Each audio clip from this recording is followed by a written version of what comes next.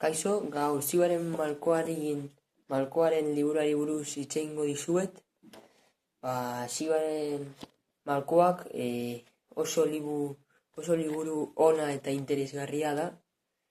Hiztegia apurtxu bat zaila da ulertzen, baina azkenean historia oso polita da, eta azkenean oso ondo ulertzen da liburua.